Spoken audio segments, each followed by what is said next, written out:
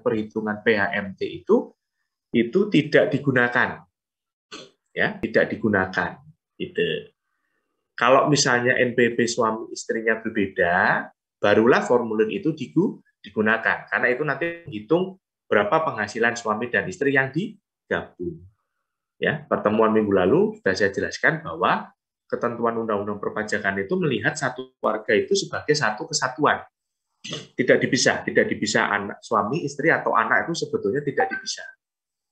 Makanya penghasilan yang diterima atau diperoleh baik suami, istri maupun anak yang belum dewasa ya, itu perhitungannya itu dijadikan satu.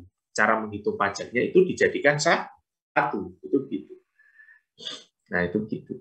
Kalau misalnya suami istri NPWP-nya berbeda, maka setelah perhitungannya jadi satu itu nanti akan di-split lagi perhitungannya. PPh terutangnya suami berapa, PPh terutang yang bagian istri berapa, itu seperti itu.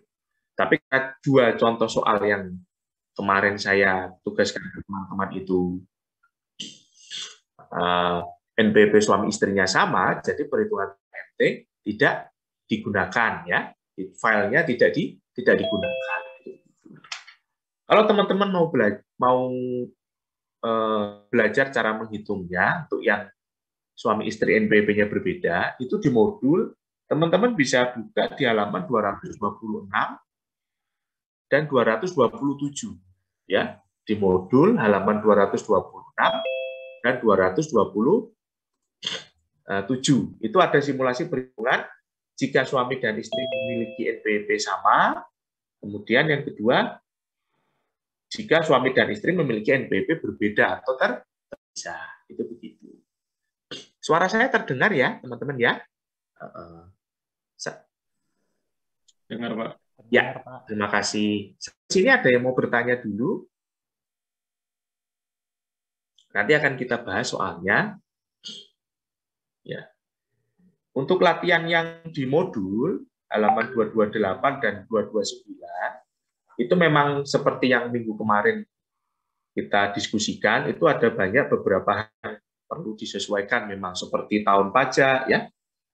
Ini soalnya ini di awal tahun pajaknya 2018, tapi kemudian di bawah kok menjadi tahun 2016, bahkan ada yang tahun 2012, gitu ya.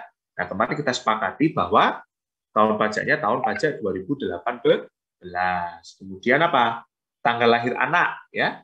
Nomor 4 itu anaknya yang bernama Yani, itu juga kita asumsikan lahirnya tanggal 2 Januari tahun 2018. Kemudian apalagi penyesuaiannya? Norma penghitungan penghasilan netonya di soal 30%, ternyata di yang halaman 229 itu kok tulisannya menjadi 43%. Tapi perhitungannya itu perhitungan hasil dari perkalian jika menggunakan 30% itu ya. 120 juta itu kan 400 juta kali 30%. Makanya kita kemarin sepakati untuk normanya kita pakai 30%. Kemarin juga ada yang terlewat, ini kelihatan ya. Oh, ini ada yang baru join. Kemarin kita juga ada yang terlewat, ada yang bertanya juga. Itu di halaman 228 di bagian data penghasilan